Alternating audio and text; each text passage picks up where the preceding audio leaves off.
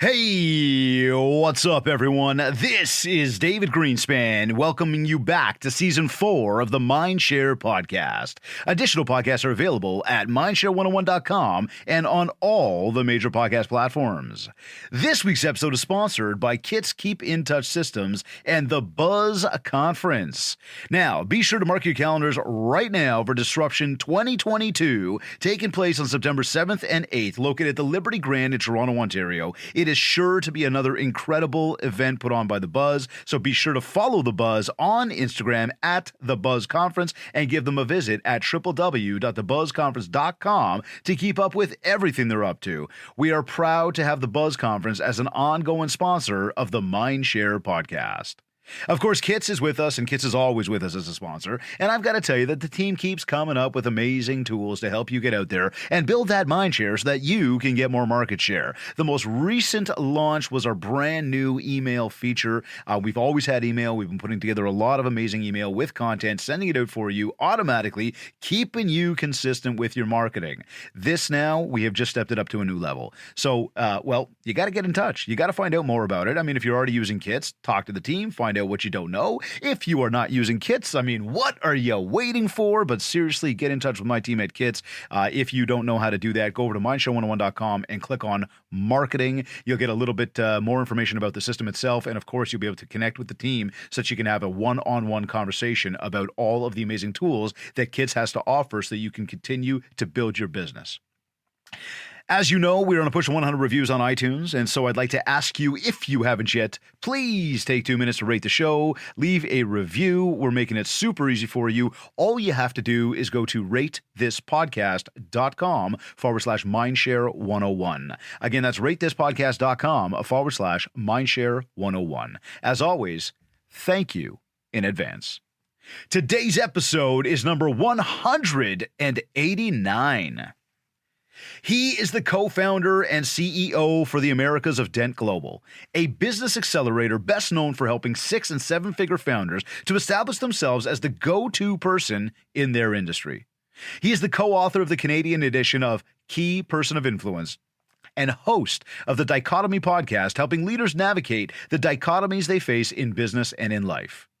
Entrepreneur named Key Person of Influence as one of the top business growth accelerators in the world, and Dent was recently named the 2021 Business Enabler of the Year at the British Business Excellence Awards, as well as 2021 Business Advisor of the Year in the Growing Business Awards.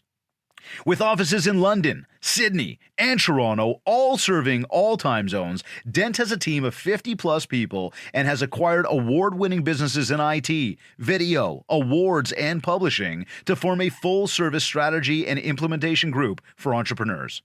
Joining me on this episode of the Mindshare Podcast is the co-founder of Dent Global, Mike Reid. Mike, welcome to the Mindshare Podcast. What an introduction.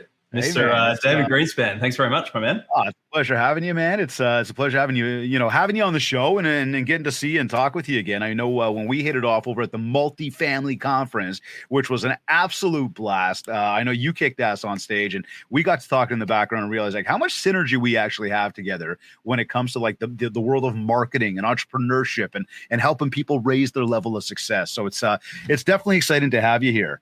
Now I just talked about your bio and sort of brought up who you are, but I guess maybe tell us more, like who's Mike Reid and what's Dent Global all about? So maybe a little bit on me to begin with. As you can hear from my accent, I'm originally from Australia, so I moved to Toronto, Canada in 2019 after taking a sabbatical from our business for about 6 or 12 months in 2018.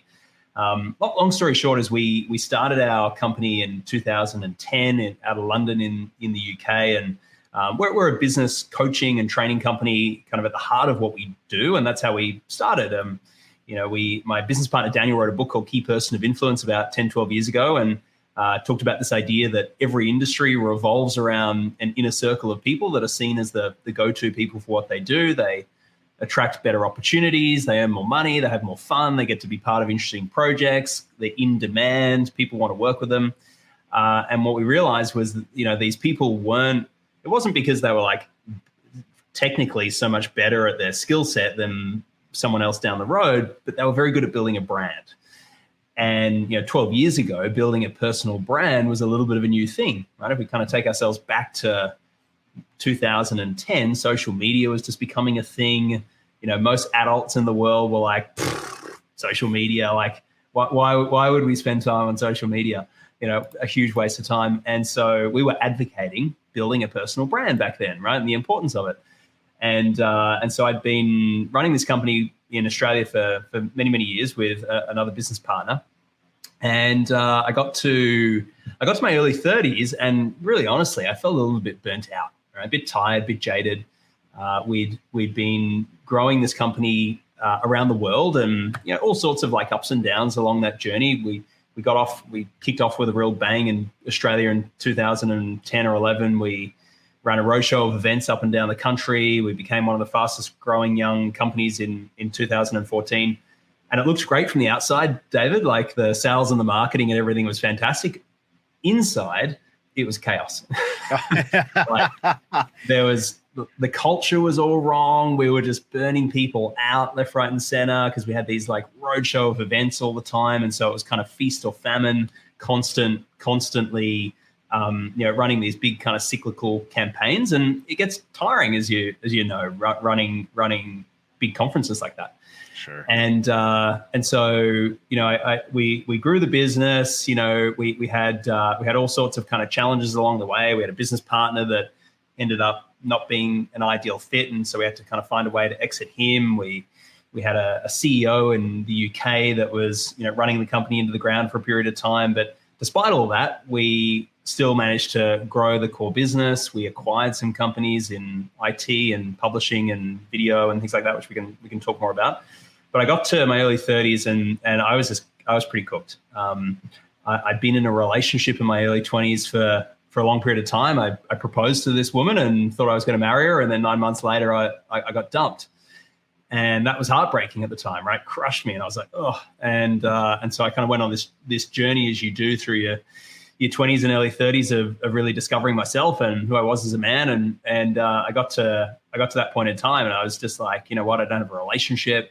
I feel like I'm just working all the time.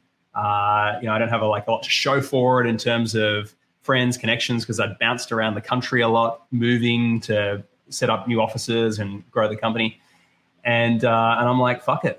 Excuse my language. I'm out of here. And so I basically sold everything, and sold everything in terms of my possessions and things like that. Packed everything up into boxes, and then I just went, right, I'm going to go on a sabbatical for 12 months. And so I exited myself operationally out of the company at least, and two other partners were supportive of that, which was awesome. And so I went on this journey. I ended up going to Burning Man in 2018, kind of second year in a row. Big fan of that place and that space that it creates, and ended up falling madly in love with this woman from Toronto, who we happened to be in the same camp. And kind of 24 hours confessed our love to each other. By the end of the week, I decided I'd move to Toronto, and that's what led me to move here. And then I kind of went on this great journey in the meantime, traveling and doing all these kind of cool things along the way, and then eventually got to Canada and set up a chapter for Dent here in the Americas. And that was 3 years ago, and I've just been kind of growing it ever since. And there's a baby on the way. Speaking of all the roller coaster of all that, there's a baby on the way, which is very exciting. That's very cool. There's been a marriage and a baby on the way, and so it's all good. And that's awesome. I feel reconnected, reconnected to business, to life, to love, to everything else. That's awesome. Now you brought up the whole idea of brand, and I think that's a great jumping off point here. Of I think there's a lot of misconception around like what is brand. Right. I'm wondering, how do you define brand? How do you define brand, and what does it mean to have a personal brand? Mm-hmm. So I define brand as your brand is the degree to which your reputation precedes you in the market. So to me, brand is all about reputation. Kind of those two things are somewhat synonymous. And especially if we think of really the way we look at brands is there's 3 brands that you can build, especially in business context. There's your company brand, which we all are very familiar with, and we all look to like big businesses like Apple and Nike or Tesla or any of these things, and you go, wow, like, what incredible brands. And I think the mistake that often business owners make is they look to those brands and they think I've got to replicate a bit of what they're doing. But the challenge is that where they are today isn't necessarily what they did in the very beginning to get there. And so as a small business or an entrepreneur or a business owner, if you had the choice between building a company brand or a personal brand, what we tend to find is the personal brand has 5 to 20x the amount of cut through than a company brand does. And this is pretty obvious when you really think about it, because all through history and evolution, we've been hardwired at a deep biological level to connect and relate with other human beings. Right? So, think of the example of if I asked you, without going online and looking at the logo of Google, what color is the second O in the Google logo? Yellow. I don't know. I don't know, right? It's like, I don't know either. I look at it every single day, and yet I still can't recognize that. But if David, like, imagine someone you haven't seen in 20 years, like an old friend, and then all of a sudden you're walking down the street in Vancouver or whatever, and you see that face walking down the street across the distance. Instantly, you have facial recognition, right? Because it's like that's just wired into our biology. So it's, when you look at like the Tesla's following on Twitter versus Elon Musk, like he's got easily 6 to 10x the amount of people following him than the company, and Tesla's one of the coolest company brands in the world. Or Tim Cook has twice the number of followers on Twitter than Apple does, and Apple's the largest, wealthiest, most well-resourced company in the world. They got all the money to spend on marketing, and yet more people want to follow him. And he's not even the founder, right? He's just the leader today. So our belief is that there's a strong advantage if you really lean into this idea of, if I had the choice between building up my personal brand, and building up the personal brand requires us to actually step forward and be the evangelist for our business. We actually have to put our ideas, our thoughts, our insights, ourselves kind of on the line to be the reputation, the proxy reputation for the company. But if we're willing to do that and willing to take that leap of faith and have that courage and that bravery to do that, then you'll have a extraordinary advantage compared to just sitting behind the scenes trying to build up the company. Right? So that's kind of when we look at those two. And then the third one, which I'll just touch on, but we won't talk more about, is product brand. Okay. So think of Tesla as a company, but Tesla has the Model 3, has the Model X, or Apple has the iPhone, the iPad, the iPhone. These are product brands. And that's again, an important brand that you can build. And I can talk about, for us, key person of influence is a product brand, but our company brand is Dent. And there's just a kind of a distinction there. Yeah. Okay. So I want to get into that in a little bit more detail there. But when we talk about, let's say, the personal brand and looking at that and saying, especially in a sales position, as individuals and small businesses, part of that is looking at ourselves and going, that's probably the most important part of it that we can build up, to what you just said as well about the facial recognition and that relationship as well. So how does an individual then figure out what their brand is? Or does that develop over time? And I mean, I'd say the latter there, it certainly does develop over time. That said, though, what would your thoughts be if somebody said, well, how do I know what my brand should be or what it is? What would you say to somebody?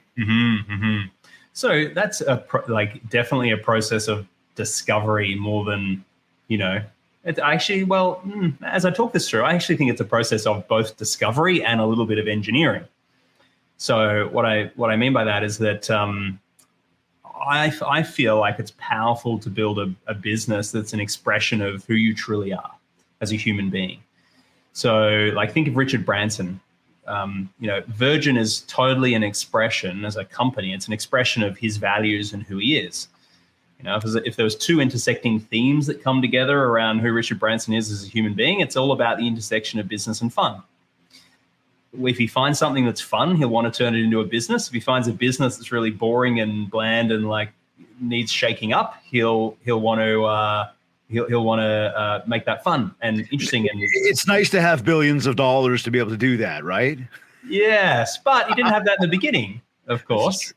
So and so like coming back to this thing of how do I discover what my personal brand is, or how do I kind of figure out what I want to be known for? I think the question of like, what do you want to be known for in the next 3 years, let's say, is a useful question to explore and find an answer to. My belief is that in the beginning of building a personal brand, you want to be known for getting your audience, your market, your clients, your prospects to a particular destination. And I believe that you want to define that destination in a way that you can kind of uniquely own it in time. So an example of this is when we launched Key Person of Influence. We ended up writing this book, and so on the front cover of the book is the title, and it basically kind of sums up this idea that there are 5 principles that you should adopt in order to become a highly valued, highly paid, well-recognized person within your industry. And at the time, that was a newish concept, and there wasn't any other real content or material or anyone kind of owning that space, that mind share, to use your term, David. I like that word. I like that person word. of influence, right? And I think this is again why we align so much, is because I like that idea of mind share is, I think, such a it's the nexus between that and like what is a brand is so interwoven that again, that's probably why you gravitate towards it and why you're so good at it, is because again, like having a brand is really about like, do you own the mind share around what it is that you want to own, and what do you want to be known for? My question is another way of thinking about like, what's the mind share you want to have in your market? And so I feel like if you try and build a personal brand just based on kind of like thought leadership and ideas that's not really linked to moving people towards some kind of an outcome or a destination, then it's almost like navel gazing. It's a little bit ephemeral or just sort of nebulous, right? Whereas if you can come up with what is a destination, a result that I want to get people to, that I can actually create transformation, help move them from where they are now to where they want to be, and deliver them to that outcome and that destination, whether it's through your insights and thought leadership or the products and services you create to get them there. If you can get known for that destination as the individual behind getting them there, which in our terms, this is where the personal brand, the product brand starts to kind of come together, because Key Person of Influence is a destination. It's a product brand. But as an individual, Mike Reid, my personal brand is really kind of built off getting people to that place. And it's powerfully reinforced because I have the stories, the case studies, I can showcase that I can actually deliver people to that destination consistently. Mm-hmm. And it's a highly desirable place that other people want to get to. So now, as a result of getting people there, Mike Reid has a reputation of, he's the guy, he's part of Key Person of Influence. He'll help you become a key person of influence in your industry. And it's not based on kind of me just forever sharing thoughts and ideas and content for the sake of it that's a bit nebulous without actually delivering upon an outcome and result. So I know it's a long answer to the. No. But listen, I fully understand it. This comes with. I mean, look, it includes substance, right? It includes not just putting something out there for the sake of putting it out there, but actually having, as you keep saying, a destination that you can help people get to. And I believe that when we are sharing that message out there, we're building enough mind share around what that thought is. When you bring that thought to life and you can show people that there's a path to be able to take that thought, execute on it, and become better with it, now we're helping people get to a destination, right? So fully understand that. Now you continue to bring up this term, person of influence, the key person of influence. And that was really what, I took from you and sort of said, hey, let's take today's episode and talk about that, about becoming a key person of influence. What does it mean to be a key person of influence? And, how does that help me grow as a business owner or entrepreneur? So being the key person of influence can really be summarized as being seen as a go-to person or a go-to brand around a particular niche or a destination. See it as you're a thought leader in your industry, you have authority around a particular domain. It doesn't mean that you need to be an influencer. Okay, interesting. Let's define that one. So I think we all think of an influencer as someone who's got a large following on social media. Mm-hmm. Probably pretty fair, right? Yep. And maybe for many of us, we define being an influencer as if you've got 10, 15, 20,000 or more people following you on your social media. Would that be fair? Now, I think it's the first place that people go to when we talk about influence. These days, it's exactly where it goes. Yeah. And that's great. I think that's an admirable place to get to, and it's a beneficial place to get to. I don't think it's necessary to be seen as a KPI in your industry. Right? We use that shortened term. I know lots of entrepreneurs, and we have lots of entrepreneurs in our community that don't have a big social media following, but they wield a lot of authority and influence within their market. People know them, they like them, they're trusted, they're well connected to other key players in their industry. They have products and services that deliver upon a result and an outcome that's transformative and powerful for their market. They've shared thought leadership and ideas and insights, but they don't necessarily have a big social media following. They might have won some awards, they do some speaking, things like that. So to us, being a key person of influence goes beyond just being an influencer. Like if you're an influencer, then you've got this sort of social media influence in your industry. But again, we all know that there's lots of influencers, people with large followings that are broke. They don't have a commercial engine behind it. They don't have a way to commercialize that attention. So for us, there's kind of 5 key elements that come together, which is, number one, you've got a compelling message. You can actually get up and pitch what you do and provide an answer to that question, what do you do, in a powerful way. And people are very clear around who are you, what do you deliver, what are you known for? And often those key people of influence can say a lot more in 2 minutes than most people can say in 2 hours. So compelling message, compelling pitch. They've also published content. In many cases, they've written a book because that book just builds authority around your domain of expertise. And I know, everyone kind of listening to this is primarily in the real estate game.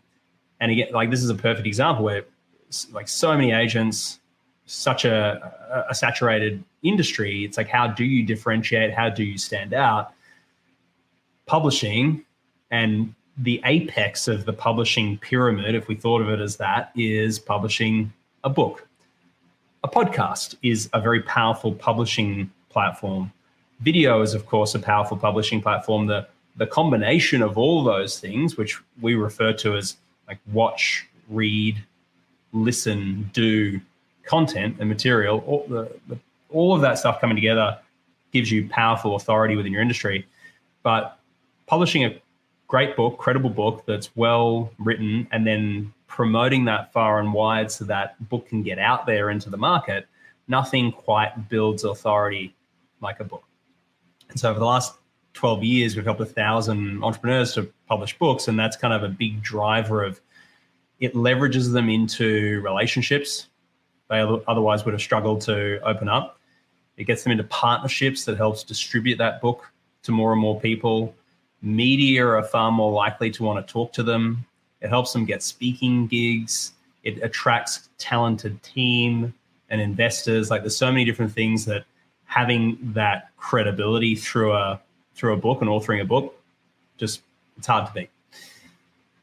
The third element is product, right? So they've got products where it's not linked to time. They've got things they can sell where they've got a team that can deliver upon what they're promising, and they've productized the delivery process, but they've either got product or they've productized the service.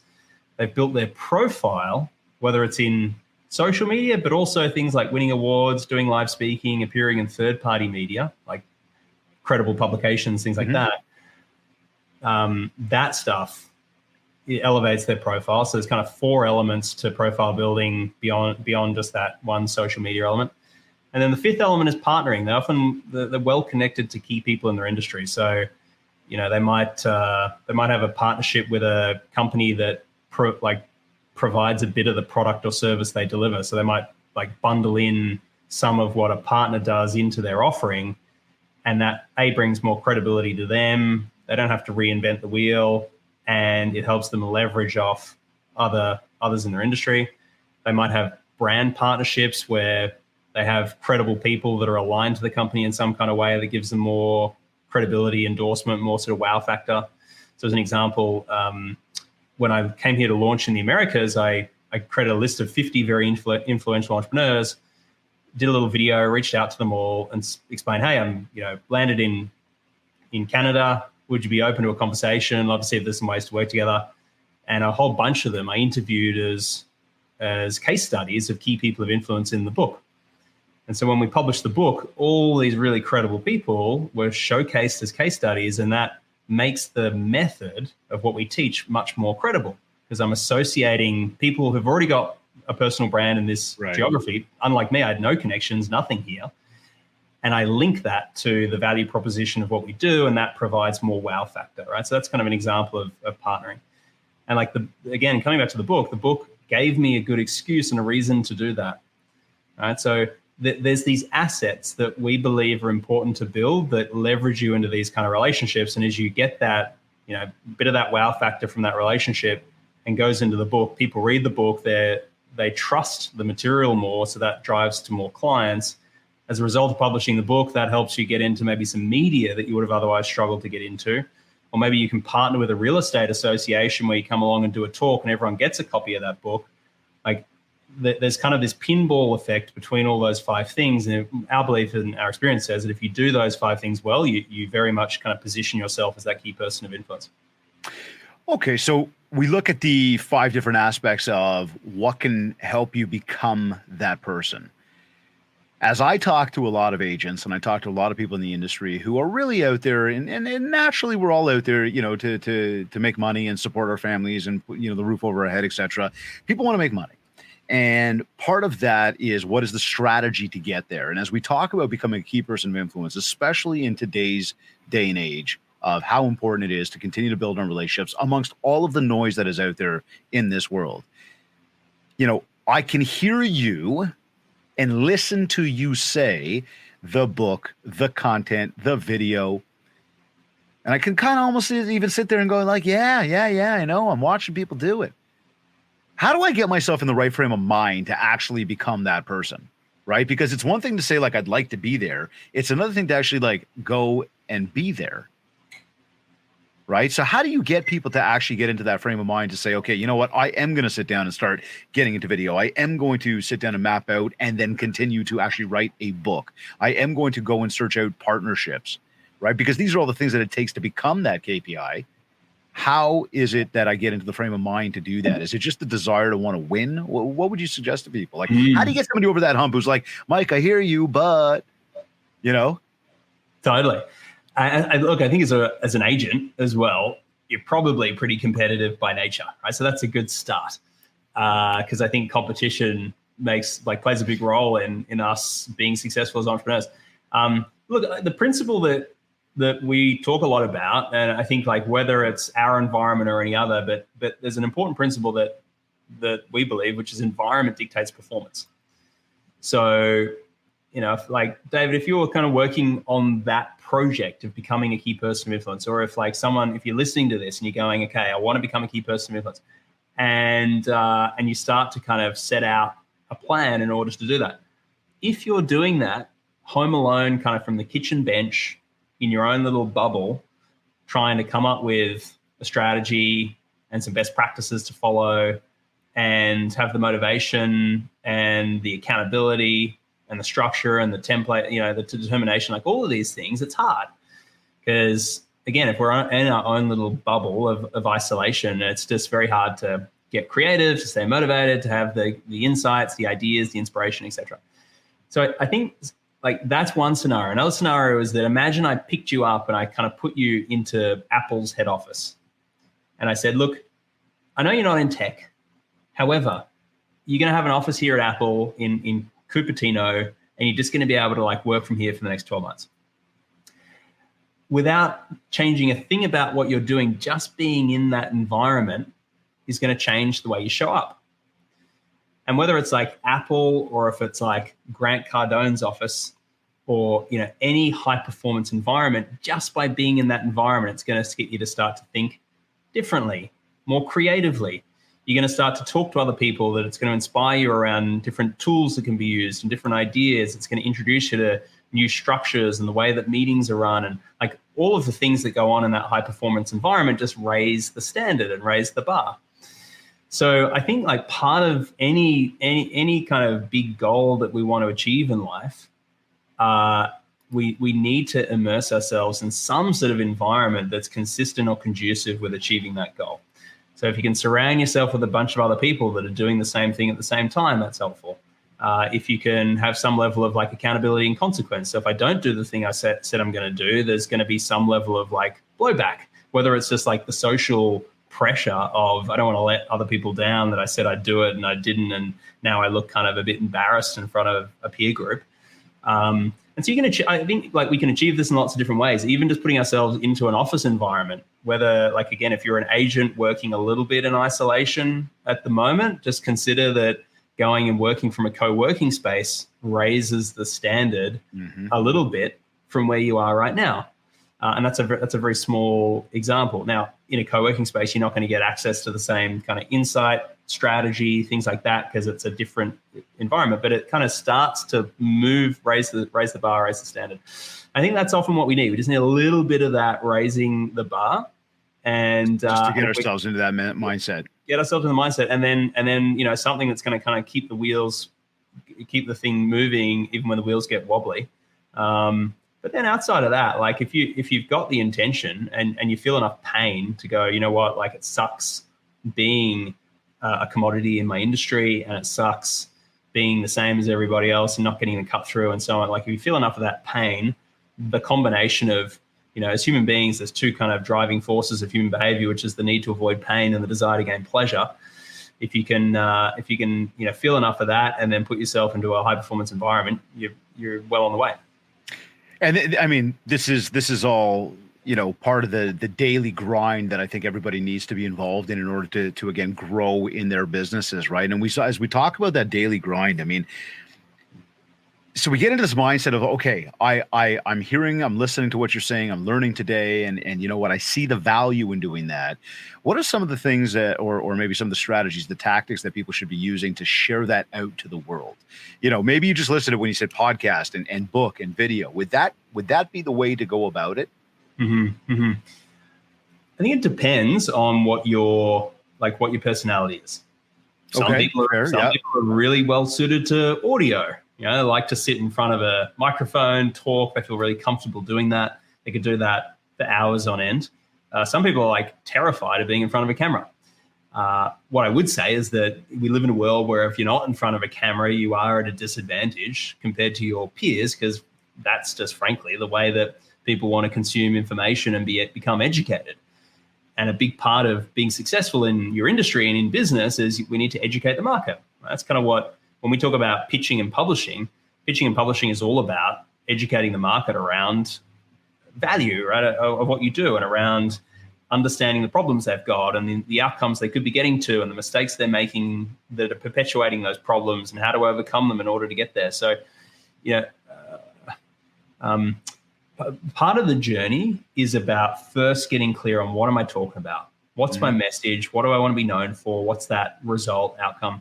Who am I doing it for? Who's my audience? What are the problems they've got? What are the big payoffs they're looking for? Like, how do I bridge them from where they are today, unclear, unknown, struggling, stuck, feeling the pain points they're experiencing, to what are the principles for success they need to follow in order to get to this promised land? And to use a tangible example for real estate, like let's imagine we had a client in Australia that wrote a book called Sold Above Market. Okay. Simple 3 words, just like the books Start With Why by Simon Sinek, right? Yep. Doesn't mean anything until you listen to the TED Talk and you hear the whole narrative that's built around it.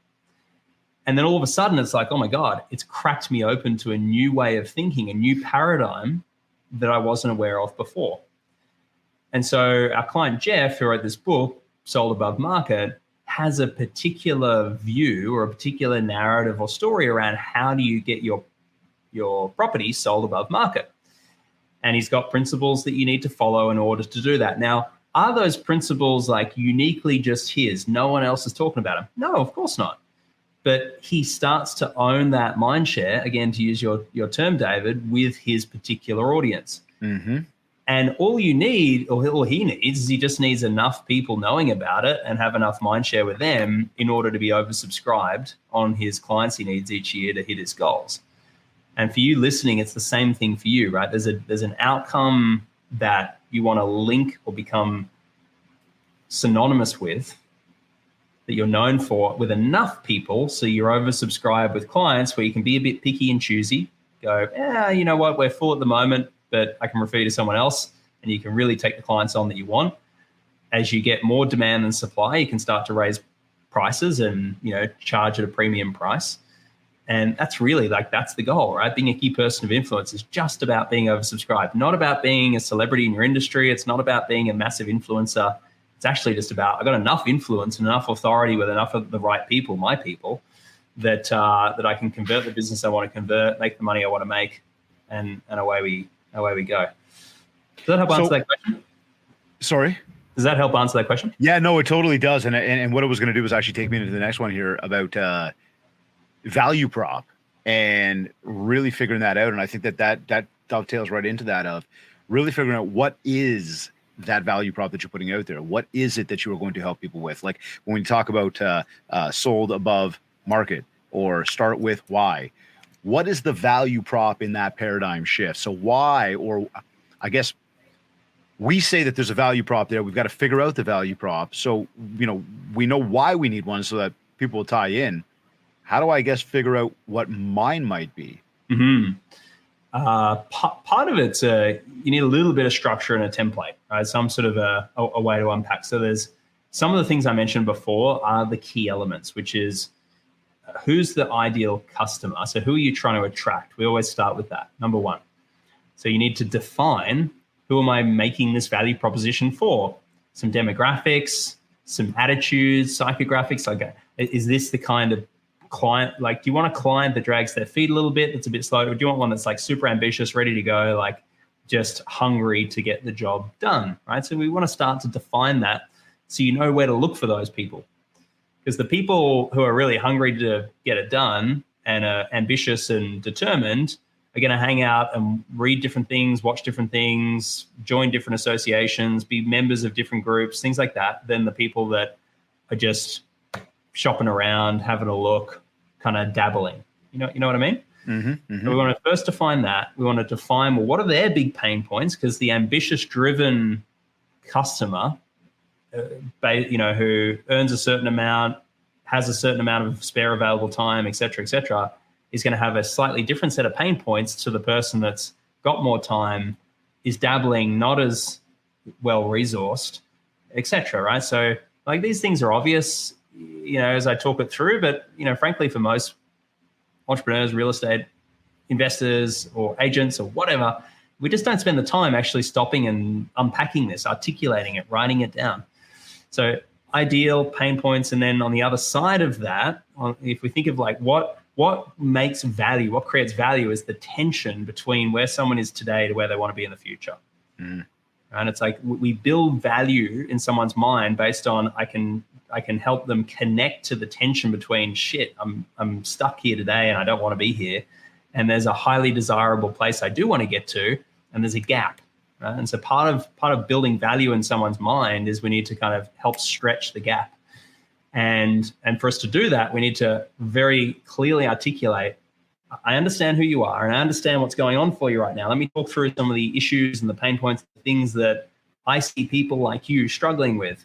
And as you communicate that, you talk, and then you really get them kind of in that kind of emotional sweet spot of the deep fear of, what if I don't figure this out? What if I solve these problems? What if I don't get to that destination? And if we can connect them to the pain and connect them to the pleasure, the prize, on what we call the prize, that start with why, sold above market, then we've created this powerful arc in their mind where it's like, okay, Mike, David, whoever is speaking has been able to show me where I am to where I want to be and show me a pathway to follow to get there. You've got my attention. Tell me more. Now, speaking of telling me more, right, we know that you can't just say it once. I mean, to build a brand, to get out there and have a message, there's got to be consistency in everything. And this really comes down to a routine.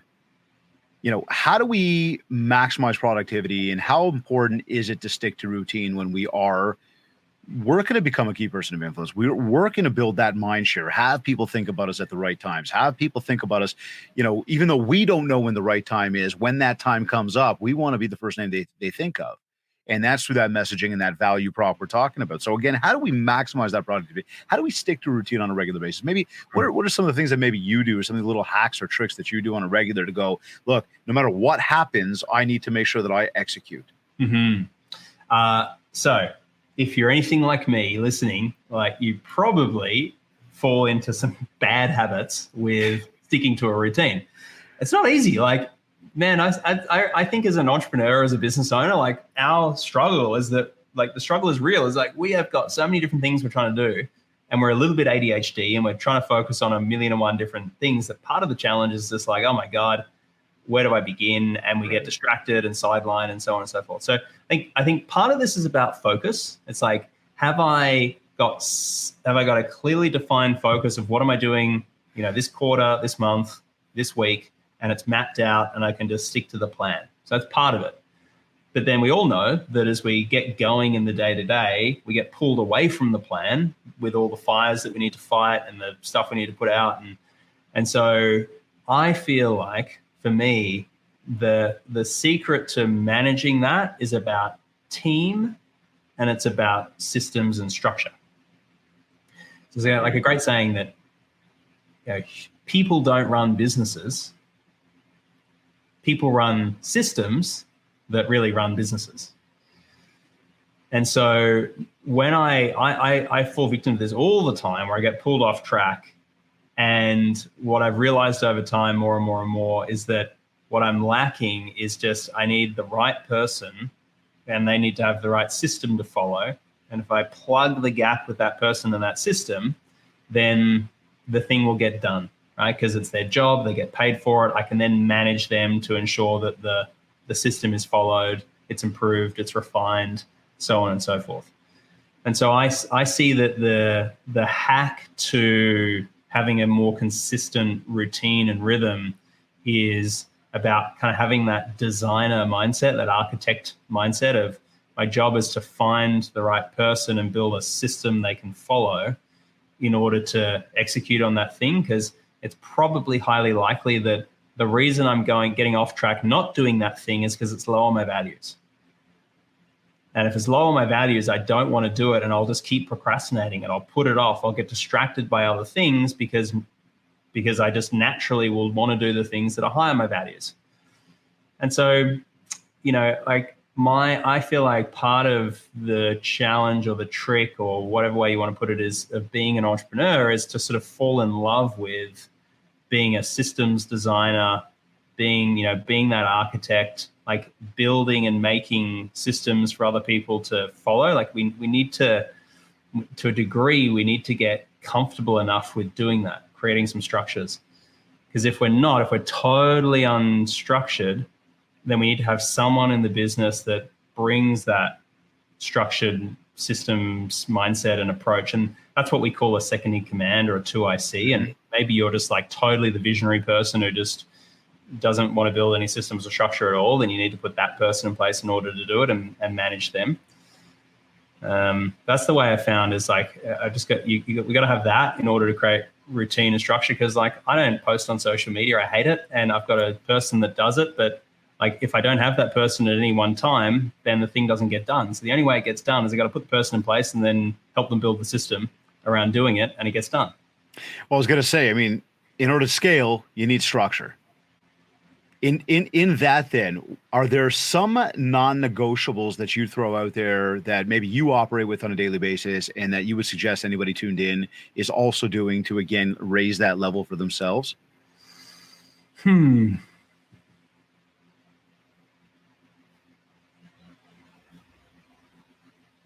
me have a think. Things that you do maybe on a daily that help you grow. So I think one of the non-negotiables is you've got to have some kind of project management software system in order to capture workflow. Right? If you don't have something to write like a CRM, well, more like a ClickUp or a Trello or an Asana or some kind of a tool where we can Trello on a regular. Yeah, we can get this stuff down into captured, off the mental RAM, because that's what we do when we're trying to manage things mentally, is it's running that RAM, and the computer just can't do anything if the RAM's at max capacity. Right? Everything shuts down. It's like 1,001 windows on your Chrome open, or browser tabs open. That's the equivalent of trying to manage it mentally. So we've got to have a way to capture that and put that down, and then start to organize what's the stuff that's, high priority, low priority for you, what stuff can be delegated to other people on the team. So I think if you don't have that system, then my experience is you're going to feel like you're constantly in overwhelm. Yep. And you're just going to be totally reactionary to whatever the most urgent, immediate thing is that's screaming at you. And all the urgent but unimportant stuff gets done, as opposed to the important but non-urgent stuff. Okay. So a process for workflow that can absolutely help you track it. I like the way you leverage the RAM up in the mindset and the mental part of it. I think we often get very overwhelmed because we're trying to take it all in without a proper system in place of where are we going to mark this down? How am I going to remember that this needs to get done? And in life, especially as an entrepreneur, a small business owner, a salesperson, there's always more coming at us. And because there's more coming at us, there's got to be a way to document that. There's got to be a way to take what is going on that's coming into our minds and saying, look, I can't deal with it right this second, but I've got to have a way to make sure that I don't forget about the fact that it needs to be addressed. And this is all, again, about the scale. And so having a place to document, I think that, again, I use Trello on a regular. I dump everything in there. Any thought that comes at me, it goes right in there because it's a place that I can go back to and reference. Much the same with the CRM. This is where, for me, again, from the context we speak to the scheduling that we do on a day-to-day basis, like, when am I going to go and work on workflow? When am I going to create content? When am I going to communicate with clients? And when am I going to do all the other things that it takes to continue to grow and scale my business? And so I think from a time perspective and a documenting perspective, those, just to sort of echo what you're saying here, would be two major components when it comes to non-negotiables for anybody that's tuned in here to help themselves, again, grow. So, David, I don't know if it was my internet connection or if it was yours. It was a little bit choppy back there. Can you re-ask me that question again? Sorry? Yeah, no, actually what I was doing was just more summarizing what you had just brought up around, having somewhere to document. And I was sort of piggybacking on that and saying that from a time perspective as well, about managing and scheduling, knowing what has to be done and when is right up there on the priority list when it comes to non-negotiables. And two things that I think are probably like one non-negotiable and one tool that I find really is easy to use and helpful for many of our clients is you need some kind of an EA Swiss Army knife person in the business. Yes. If you don't, if you're an agent who's working solo, or you don't have much of a team at the moment, having someone in that role, of course, is really important. If you do already have a team, you probably do already have that person in the role. But one of the things that I've found over the years, David, is that I've had kind of subpar people in that role because it was easy, and then I procrastinated replacing them with a more experienced executive assistant / someone who kind of merges into what we call the 2IC, the second in command, who has the ability to both do the role of supporting you and making sure that you're only doing high value activity, which is primarily going to be sales, marketing, and growth related stuff. Like doing a podcast is a growth activity.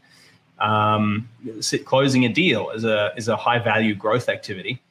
But everything outside of that, of course, is going to be pretty low value for you as the leader and the founder. So someone who can effectively help take all of that other low value stuff off your plate, but also has the project management kind of experience and capability to be able to organize that into workflow for the entire team, to organize it into some systems and structure this is the tool recommendation is we use a platform called Notion.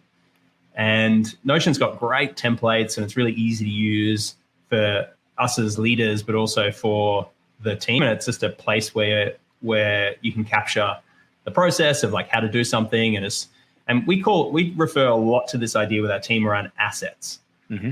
That in business and life, income follows assets. And if you're in real estate, you understand this, that if you own an asset, you generate rental income, right? A real estate asset.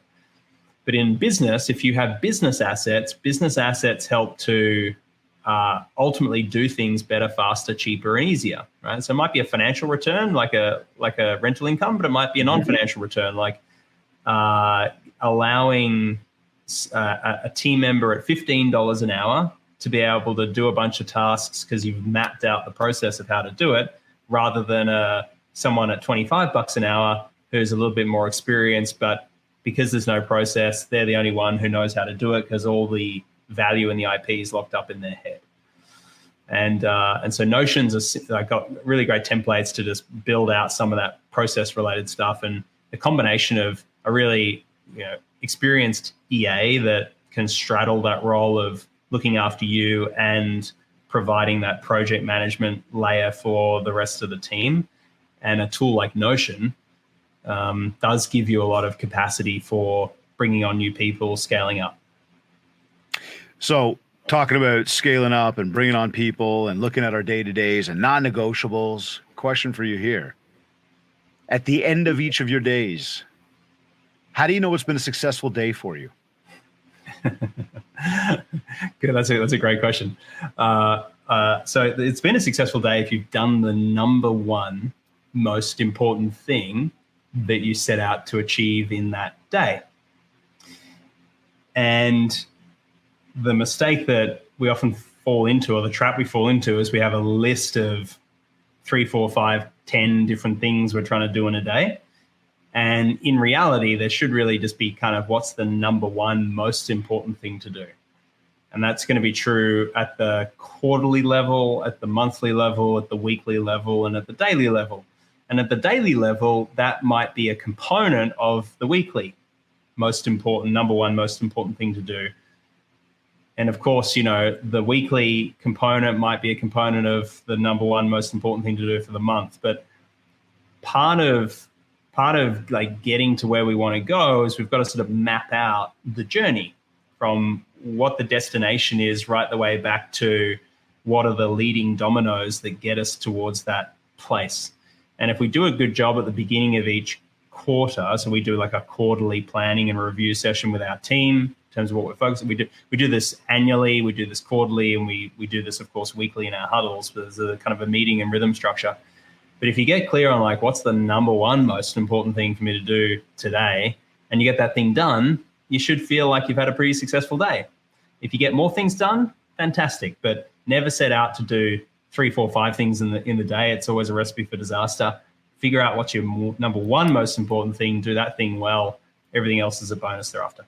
Okay, cool. So final words, tips, just to play off of what you just shared there. And as we've been talking about becoming a key person of influence today, what would you say to everybody just tuned in right here as sort of some parting words to help them get out there, build more mind share so that they can get more market share?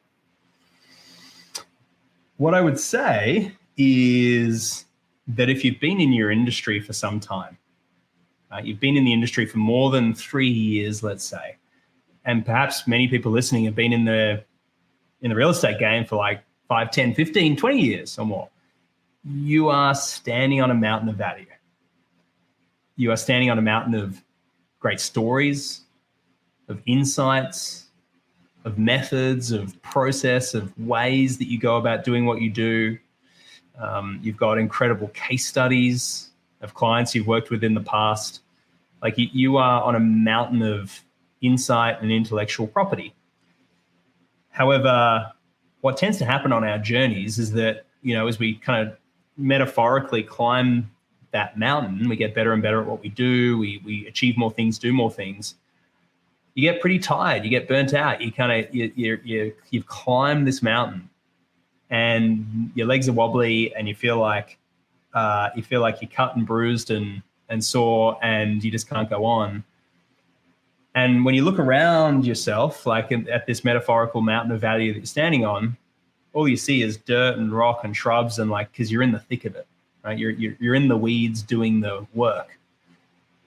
And yet from the mountain on the other side of the valley, someone is looking back at you going, wow, what an incredible mountain that person's standing on. And this is the thing that for many of us, we just lose sight of. You forget that you are standing on a mountain of value. Sometimes you just need a little bit of perspective, and you need a bit of space and a bit of structure or whatever to help you see and recognize it. But if you can have a way to be able to unpack that value, package it, showcase it to the world through these ideas we've been talking about, from how you communicate it in your pitch to publishing content to how you productize it, just by getting better at packaging and presenting that value, man, like the world will get to see what you're standing on. If you don't, then all you see around you is just the kind of the engine room, without seeing the big cruise liner that you've built. It's all about perspective. That's it. That. I like that. Mike, where can people find you? How can people connect with Dent? How can people connect with you? I know that you've got a book. You've got some other offerings out there. What can people do to take advantage of Mike Reid and what you offer? So you can obviously Google Dent Global. You can Google Key Person of Influence. You'll see lots of stuff pop up there. What I would recommend is, if you want to get a copy of the book, then just go to becomeakpi.com. That's becomeakpi.com, and you can get a copy of the book. There's a little link there. Put your details in. We'll either send you a PDF if you want the digital one, or if you want a physical copy, leave your address and we'll send you one as a little gift from us. Very cool. I love it, man. I'm hoping that that everybody will tune in and do that, and make sure you connect with Mike, find out more about what they're doing to help entrepreneurs and business owners, and all sorts of different businesses really grow their footprint out there. I think there was a great message right there at the end about perspective, and I would again double down on that and say to everybody that as you are, and Mike, just as you said it, but as you are in the weeds, as you are in that place, take a look back, take even a sort of bird's eye view, step up and out of you, look down on you and go, is it, what does it really look like? And I think most of us will be even more impressed when we actually take a moment to take it all in, than if we just continue to operate every single day, because that'll just burn you out. So it's, you got to sit back sometimes and actually look at what you've done to be appreciative of where you were, to where you are, and to where you're going. So, Mike, I thank you. I thank you for making the time today. Some great words. I'm hoping that everybody else fully take advantage of everything that they picked up on. But once again, I really appreciate you taking the time to be on the Mindshare podcast. It's been a pleasure. Thanks for having me. Thank you, pal. You're either listening to this on iTunes, iHeartRadio, Google Podcasts, Stitcher, or Spotify. Or maybe you went to my website, mindshare101.com. And while you're on my site, make sure to download your free copy of the Ultimate Marketing Bundle for Realtors. This is a 31-page ebook packed with a ton of tips and tricks for you. Plus, there's a ready-to-go 90-day social media content calendar to help you build more mindshare so that you can get more market share. And if you want to talk about personalized one-to-one coaching to help you get to your next level, get in touch with my team. They'll send you some more information, get the details over to you, and we'll be able to set up a free Explore call to learn more about how we will be able to help you get to your next level. Of course, if you're looking for a keynote speaker for your next event, please get in touch to set up your Mindshare experience. And if you'd like to go even further on the training, we've got the Momentum Training Series, which is a progressive learning series. Again, we encourage you to learn more about it. All of the information is at mindshare101.com. Also, don't forget that our push to 100 is on. All you have to do, this is super easy, is go to ratethispodcast.com/mindshare101. Again, ratethispodcast.com/mindshare101. And if you haven't yet, connect me on Facebook at Mindshare101 and on Instagram at David Greenspan 101. I want to thank Virginia Munden and the Buzz Conference for sponsoring today's episode. Be sure to visit their website, www.thebuzzconference.com. Follow them on Instagram at The Buzz Conference. Keep tabs on all of the awesome events they are always hosting, along with getting the latest copy of the Buzz digital magazine. And of course, don't forget to mark this date down right now, September 7th and 8th for Disruption 2022. And of course, I want to thank Kids Keep in Touch Systems for sponsoring today's episode. If you haven't checked us out yet, just go to my site, mindshare101.com, and click on Marketing. This has been another episode of the Mindshare Podcast. Thank you for tuning in.